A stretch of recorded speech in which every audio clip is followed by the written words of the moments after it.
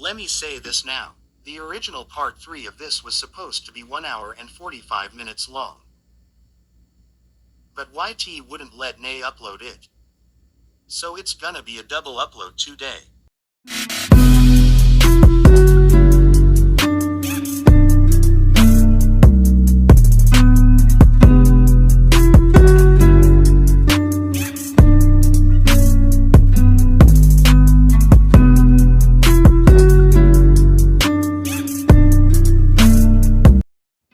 What I promised you. Priority call for you, sir. Cecil Stedman looked up from his desk with a world-weary sigh. Well, it wasn't so much the desk he was sighing at as the paperwork atop it. That was the bane of every human, super or otherwise. No one could escape it, not even him. Filling out these forms wouldn't save him from what was coming, but they had helped to center his mind, steel himself for coming storm. He'd known this moment would arrive. Hell, he'd known for a while now. Ever since he saw the news, there was no point in running, no use in ignoring it. Time to face the Reaper. He accepted the phone. Thank you, Ferguson. His second saluted, eyes damp behind his glasses. It's been an honor, sir. None of that, he snorted at him. This will all work itself out. One way or another, seal the room on your way out. Sir. Ferguson did as he asked. Good man. He'd run the GDA well if worse came to worst. No point putting this off any longer. They'd get impatient otherwise. He set the phone to his ear. Stedman here, talk to me. Hello, Cecil. His blood ran cold with those words, no. His blood was ice in his veins and he was frozen where he sat, spellbound, helpless to listen to the eerily calm, almost jovial voice on the other end of the line. How have you been, old friend? It's been only 12 years, but it feels like we just spoke yesterday. Funny how time flies, ain't it? He knew that voice. Once upon a time, it had belonged to a dear friend. A good man, an honorable man. Someone he could trust to watch his back. A beacon of sunshine, a haven of hope. Atlas itself, a titan bearing the weight of the world on his shoulders. He had offered shade for those dying of despair and help for the helpless, all without asking for anything in return. A man who had vanished 12 years ago, taking his pregnant wife with him, all without so much as a word. 3 guesses what he was now after that stunt on the highway. First 2 didn't count. You're dead. I nearly was. I got better. How did you even get this number? Let's answer your question with another question. His friend's voice rang with sardonic amusement. Steven Erickson. Ring any bells? Yeah, the name did. More than a few. I know the name. Then you should know that I'm going to kill him. He blew out a sigh. Naruto. No. No, you don't seem to understand your situation here. He heard the barest hint of a growl in the whiskered warrior's voice. I'm not asking for permission. This is not a negotiation. This is not a warning. This is not a lie. This is truth. This is a courtesy call, so you know what's about to happen. His brow furrowed. And why are you being so gracious about this? Because I want to know if you're involved in what he did. Something clicked in the back of his head. Damn it, Steven, what did you do? So that was it, then. Erickson's little off-the-books project, the scheme he hadn't cared to hear of, the work that kept draining money with little to show for it. He'd written it off as another harebrained scheme, one he'd have to put a word in eventually, but the man had been funding most of it with his own money. So he'd not flagged it as a concern or checked it. He should have known. The man was ambitious, but he meant well. Most of the time. Erickson loves his country, he began slowly, hedging his bets. I assure you, anything he did, whatever he did for the good of this country. Are you defending him? The deadly calm of his voice sent a sudden shiver shooting through him. as though he stood here in the room with him. Tell me you're not defending him. Because those sound like the words of a dead man. Are you a dead man, Cecil? Shit on a stick. He recognized the nuke for what it was and backed off, wisely choosing not to pursue that avenue of thought. It went somewhere he wasn't willing to go. He heaved a sigh. What are you going to do, and how much time do I have to cover it up? I'm going to find your friend and feed him his heart. After that, I haven't decided. What comes next depends entirely on the condition of someone most dear to me. Someone who may be imprisoned and tortured by the black ops of the good, OLGDA, just as I was for the last 12 years. Shit, Holly, she'd vanished, too, hadn't she? Double shit, Cecil flinched visibly. What's wrong? Cat got your tongue. You've grown paranoid in your old age, Cecil. He could see him. He shouldn't be able to. The room was sealed and there were no windows. Blasted freaky abilities of his. What are you going to do? Send the Guardians of the Globe after me. Please, we both know how that'll end. Who does that leave? Omni-Man. Quote. Laughter swallowed his silence, harsh and bitter. By all means, send him in. I'd just love to see Nolan again. He still owes me for introducing him to Debbie. She's probably had her son by now. Little Mark must be, 12 years old now. Maybe I ought to introduce him to Samantha. They'd get along great. Look, Cecil heaved a sigh, knowing this train had already left the proverbial station. Whatever happened to you, kid, I'm sorry. I'm sorry for all of it. If I had known, I would have done something. Oh, Cecil. His old friend almost sounded sad to say the words on the other end of the line. Is that what you think this is about? I'm not emotional about what happened to me. Payne's an old friend. I could have forgiven that. In fact, I do. I forgive you and yours for every wound inflicted upon me. Hope kindled in Cecil's chest, cradling the tiniest spark therein. Then the other boot dropped. And it dropped hard. Unfortunately for you, Naruto's voice prattled on, cool as a cucumber dunked in ice, while I'm not necessarily emotional about my pain.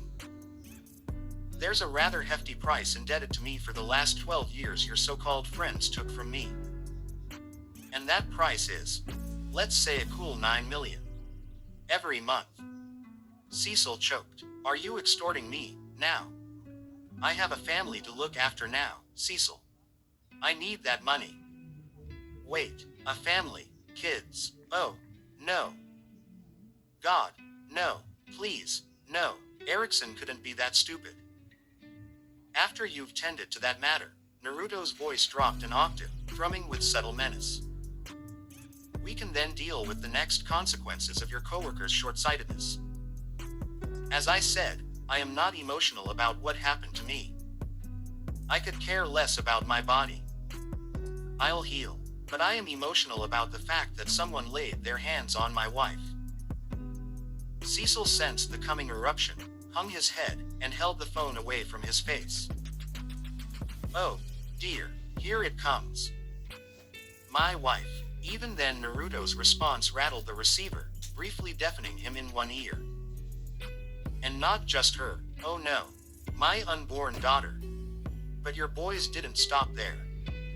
They used me to create 4 more children and tortured them besides. Didn't know about that either, did you? By your silence, I'm going to assume you leveled my house as well, just to rub salt in the wound. Did you kill my dog, too, or did you have the decency to let him die a natural death? He had to give him something. Calm him down, your house is still standing. A poignant pause answered him. And then, is it, now? It is. He was babbling he knew, speaking quickly, but it was all he could do to fend him off. I made certain of it. He had if only to honor the memory of a man he thought long since dead. It's under heavy guard, had to be, considering the sheer arsenal he kept there, and a maid comes by to clean the place twice a week. We had your pooch buried behind the house. He died of old age 3 years ago. Your costume's right where you left it, I swear to you, headband and all. That was kind of you. His voice had returned to that same eerie, icy calm. We'll have a place to lay our heads after this, at least. But no amount of money or prayers, or power or favors, or even divine intervention can pay for what's happened to my family, Cecil. No, for that. He heard a knife being drawn over the line and his heart plummeted into his stomach. I want a pound of flesh. Say something. Had to say something. Now hold on, I'm not involved in this mess. You are. Either you were deliberately a part of it, or you failed to notice it. One makes you guilty, the other by association. Sweat beaded across his brow. Kid, I didn't know. I swear on my mother's grave, I didn't have anything to do with this. Hum. A non-committal hum answered him. We'll see if you sing the same tune when we meet face to face. His throat closed. Ha. Once I'm done working my way up the chain of command, you and I are going to sit down and have a talk. His voice dropped to a whisper, as though he were in the room itself.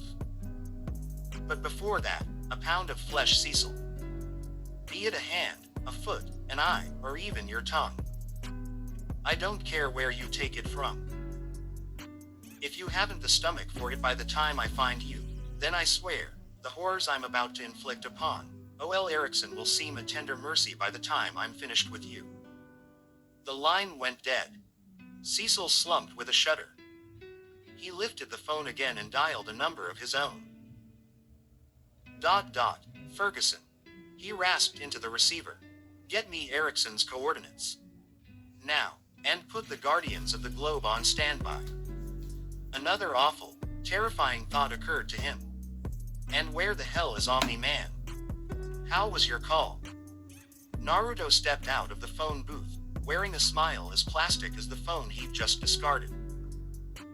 It went great, sweetie. He patted Eve's head, grinning a little when she scowled and jerked back. Just needed to talk to an old friend. Thank the sage he'd learned those silencing seals years ago. Wouldn't do for the little ones to have heard what he'd said now, would it? They were scarred enough. The last thing they needed was overhearing their father promising swift, bloody vengeance against those who had wronged them. Let the kids enjoy a little junk food before they blitzed the lab. They'd earned it. You're angry, aren't you? Samantha wasn't so easy to placate. She'd always been a clever girl and she fell into step with him now, eyes never leaving his. Because of Mom.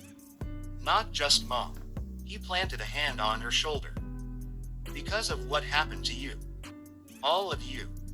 She hung her head a little at that. I'm sorry I wasn't able to help you during the fight. He tutted softly. Your family. You shouldn't have to fight each other. Eve didn't respond. Ah, so many emotions. Naruto briefly found himself trapped amidst them all. Currently he pined somewhere between joy and hate, love and fear. Joy, because he'd finally saved his children and reunited most of the family.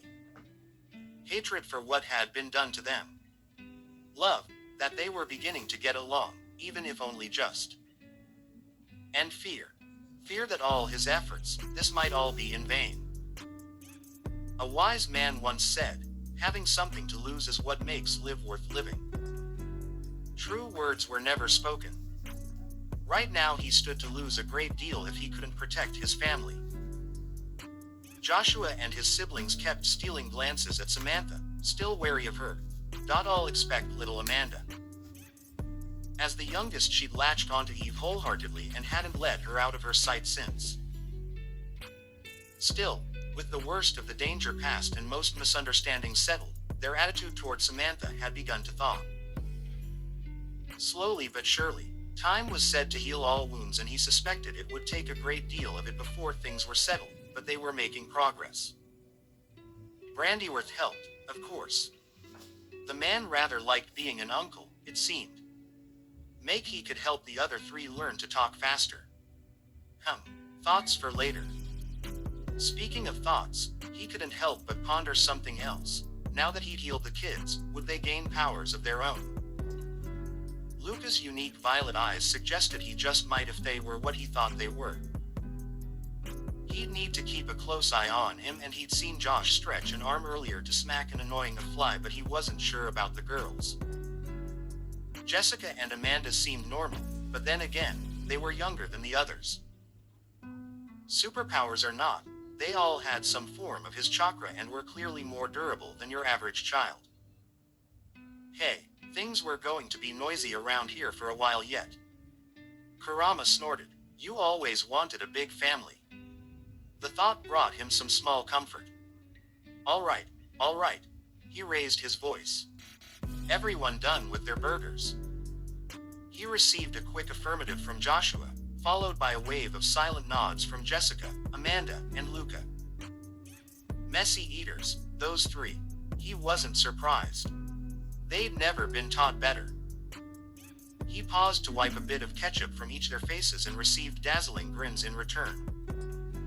They might not know how to speak yet, but their faces said it all. They'd accepted him, completely and utterly. The trust of a child was a precious thing indeed, and he swore not to waste it. Guess it's time, then. The lab wasn't hard to find. With Joshua leading the way, they tracked it down only an hour outside the city. It didn't look like much on the outside. Little more than a rickety old building as a front, it looked abandoned from the outside. He supposed that was the point. No one but the lowest of the low would even consider coming out here, and who would believe them if they said they saw anything? No one would even think to enter it, were it not for the heavy metal door. Despite the dents that someone had hammered into it, the frame stood sturdy and strong. He swung it open, revealing a dead end. And then a keypad irised out from the center of the wall. Allow me. Brandyward stepped up. If I know Erickson, he's too arrogant to have changed the code. Naruto waved him on. By all means.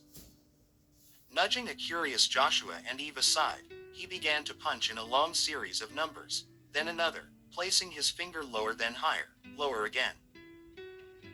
A low chime greeted him. The keypad flashed green, then peeled away, revealing a corridor and a long series of stairs leading downward, descending into darkness. Joshua heaved a sigh. They know we're coming. Good. It would be boring if they didn't put up a fight. Eve quirked a brow. You're Sue, this is the place. Feels weird. I am. Brandyworth laid a trembling hand on the walls, head bowed. I could never forget it. Your mother went into labor within these very walls. Josh grit his teeth. This is the place where they made us, sister. They tortured us here, all for their own gain. Don't lose your nerve now. I'm not. She rounded on him with a sputter. I just want to see Mom. She has to be here, right? The other children made eager noises. All save Josh, who looked away with an annoyed grimace. Naruto patted his shoulder. It's all right. They can't hurt you anymore. No one will ever do that to you again. That at least seemed to soothe the boy. Thank you. What are you going to do once you're inside? He conjured a Rasengan to his right hand. Watch and see.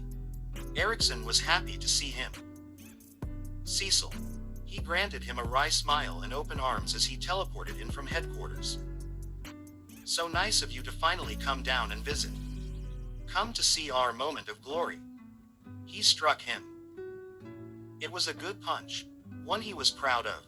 It caught Stephen right in the mouth and the nose besides, bloodied the latter, and sent a tooth whistling to the floor. The man reeled back, clutching at his face with a look of absolute disbelief in his eyes. Completely worth bruising a knuckle or two. Erickson was a soldier through and through. He didn't punch back, he simply lifted his chin. I can explain. Explain, you idiot. He thrust a finger up under his nose, cutting him off. What were you thinking? Do you have any idea what you've done? The situation is under control. Erickson dabbed at his bloody nose with a handkerchief, refusing to even rub his cheek. We've dispatched 4 of our best subjects to retrieve him and his daughter. They will soon be within our grasp. Our grasp. Cecil slashed a hand through the air. Don't deflect blame. I had no part in this. His old friend sneered at him. Didn't you? You turned a blind eye to my work. You ignored me, time and again. Because it wasn't going anywhere. He flung up his arms. I thought you were experimenting with dead tissue or something. Had I known you were holding a living nuke in your basement, I would have said something. Erickson made to speak and he snarled him into silence. Now I'm stuck playing damage control. You've unleashed someone I could never truly control. I could only ever aim him. Guess where he's aimed at now? We can handle him. Handle him. He started laughing. You idiot. Erickson bridled. What's so funny? What's so funny? You asked. Cecil took a step back to master himself, failed, then rounded on him again. You are, because you refuse to comprehend the situation before you. Do you really think you'll succeed where hundreds have failed? We all know this story. It's been told hundreds of times, passed down throughout history. The names and faces may change, but the roles remain the same. You'll see what happens when you take everything from him. He'll keep coming back. We've prepared countermeasures. Another punch sent him sprawling to the floor. Screw your countermeasures. Cecil hammered a shoe into his ribs while he was down, drawing a pained gasp from him. He isn't immortal. He doesn't have to be. He just refuses to die. We have a word for that where I come from. I doubt you'd understand it. I don't need to understand. Erickson snarled back. The samples we have, the DNA we've collected, it could jumpstart humanity 100 years into the future. At what cost? Cecil crouched down before him, glaring bloody red daggers at the man he'd once called friend. I'll let you in on a little secret, old friend. In the end, it's not about who's the strongest, fastest, or even the smartest. It's about not giving up. And he won't. Ever. Not while you have what is his. And you're the one he really wants. The man behind the curtain. The one who concocted this brilliant scheme. You took his wife, you idiot. Her and his unborn child, and then because your sheer stupidity knows no bounds, you used them to make more. How did you think he would react? No matter what you do to him now, you'll only make him stronger. So you see, what's so funny, is that he stood and pointed past a stray scientist, that guy over there, everyone in that facility of yours. ... all of you ... are, as they say, already dead. You simply haven't realized it yet. A tremor rattled the building from above. May God have mercy on your sorry souls. Cecil looked to the ceiling and wished, not for the first time, that he'd taken up smoking. Because HE will not. And on that facility is decommissioned effective immediately. A fresh tremor rattled the building, causing Erickson to look up. And all of you no longer work for the GDA. A tremor rattled the building. Stephen sputtered, You can do this to me, Cecil. Idiot. Even now he railed against the inevitable. You're fired, Erickson. Cecil. He teleported away just as he heard the shouting start. Knock knock, a familiar voice boomed. I've come for my wife. Maybe the slaughter with the kid occupied long enough for him to find a solution to all this. Or barring that, a countermeasure. God help them all. Cecil had been here. He'd sensed him for a split second before used the teleporter to bolt back. No matter, he'd deal with him later. For now, he only had one thought, one target, one objective. Naruto crashed down through the ceiling at speed, struck a soldier and stomped down, riding him to the ground as one might a surfboard, leaving a red ruin in his wake. He kicked off the corpse and launched himself at a second soldier, body blazing gold. He mowed the man down, followed by a third, a fourth, a fifth now, fighting his way through guard after guard, soldier after soldier, sparing none. Behind him, through vision blazed red by rage, he was vaguely aware of Samantha and Joshua alighting after him, carrying their younger siblings and Brandyworth between them. He lingered long enough to make certain they were safe, then bowled onward. "Dad," he heard Eve shout. "Wait." He didn't. How could he? Polly. Where was she? She had to be here. She must. If she wasn't. No. Don't think about that. On and on he fought, tearing through everything in his path. There was no subtlety to it, no need. Let them know he was coming. Let them feel the fear and experience the dread he'd felt all those years ago. He'd pay it all back and tear it out of their hides. Quite suddenly a door parted ahead of him. He barreled through it without a second thought.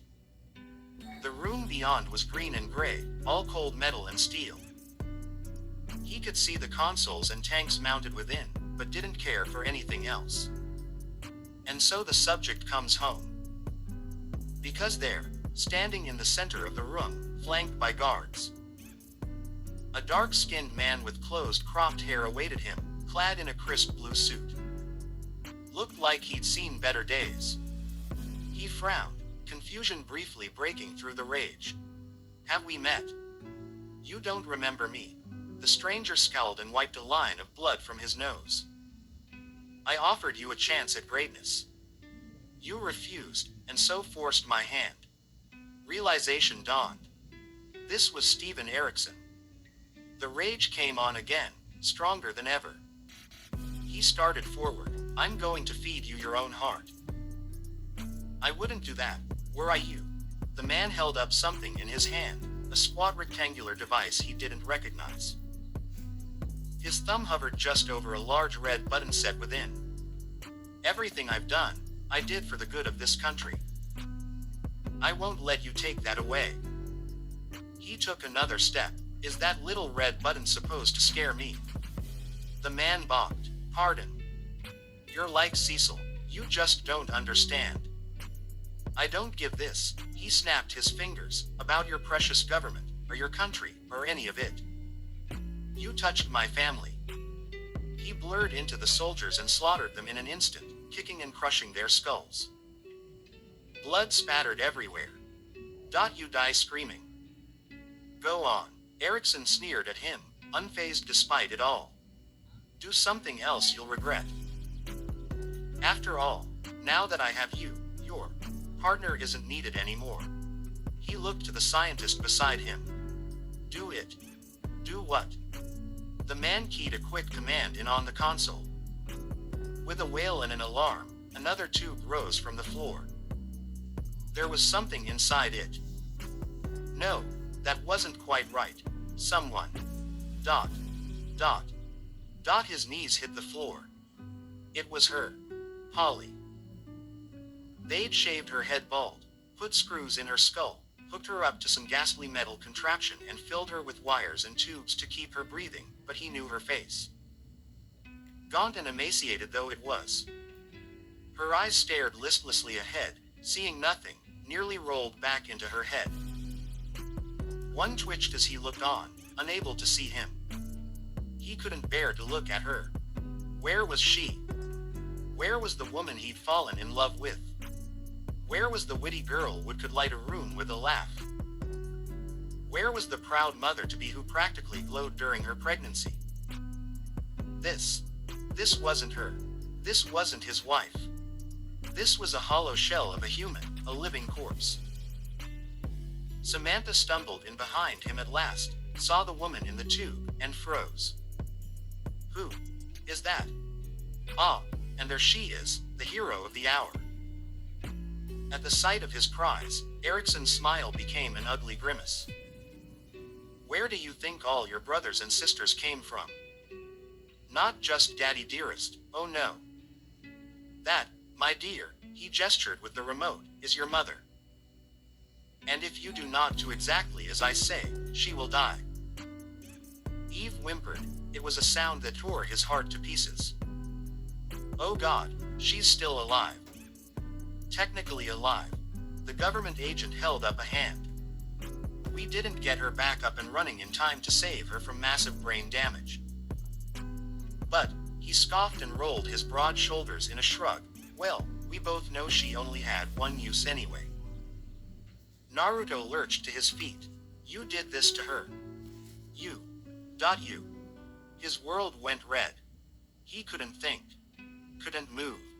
Breathe. "You're old, Naruto." Ericsson's lip curled, mistaking his silence for weakness. "Out of touch. You've forgotten the laws of the jungle. The strong will always rule over the weak." Kurama uttered not a word. None were necessary. Calm descended upon him, cold and eerie. "Well said." He stepped in, blurred, and slammed a hand through Ericsson's stomach. It burst out his back in a shower of scarlet. Ericsson dropped the remote as he crumpled with a shriek, frantically trying to keep his stomach in. Naruto ripped his limb free, kicked the remote away, and rounded on him. "Hurts, doesn't it?" Another blow tore Ericsson's arm clean off at the shoulder, momentum hurtling him across the room. "Where do you think you're going?" he snarled when the bastard tried to crawl away. "Because you're not going out the way you came in, you Sanuva bitch. Talking to me about the laws of the jungle.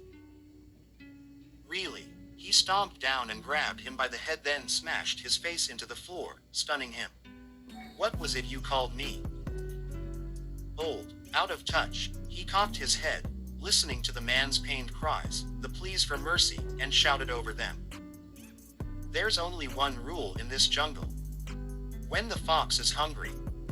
A shadow fell over Ericsson. The man whimpered. "He eats." Kurama's burst into existence around him. His jaws lunged down, caught Ericsson by the leg, and swung him into a wall, biting it off at the knee as he flew. The man went down with a gurgle. Naruto came crashing down on that bloody leg, drawing a pained shriek from him.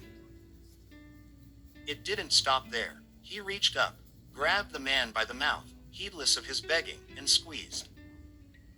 His jaw shattered with an awful crunch and was left hanging there.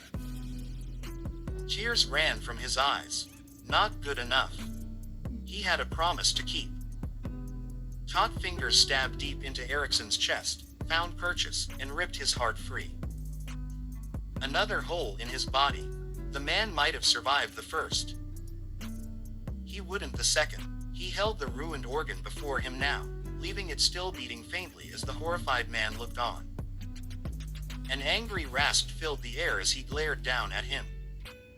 "Remember what I promised you." Ericsson gurgled weakly. "Now swallow." He stuffed the heart into his ruined mouth and made him digest. Then he crushed his head in his hands. Catharsis was short-lived. Mom. He whirled, finding Eve crouched before the tank, holding Polly in her arms. Someone must have broken the glass when he wasn't looking. Maybe she had, or maybe it had been punctured in the chaos somehow. He wasn't sure. He could feel her life fading, flickering, a dying candle in the wind. No, he was moving before he realized what was happening, dropping to his knees as the others poured into the room. No, he barely heard the lot of them. No, not like this. It couldn't end like this. He wouldn't let it. Trembling fingers cupped her cheek. Polly. A raspy groan answered him behind the mask. He swore softly. "Oh, sweetheart. What did they do to you?" "Dad, you can fix this, right?" Ever turned desperate, pleading eyes on him. "Fix her. You're a healer. You said so." He closed his eyes and pushed all of his chakra to the floor. "I'm gonna try." Kurama towered over him and burst through the ceiling above. Naruto never saw him. He was far too focused. The world went gold. Nolan sighed in the skies. "Oh, great, he's back. Thought that bastard died. He most certainly hadn't, or if he had, he looked pretty good for a dead man.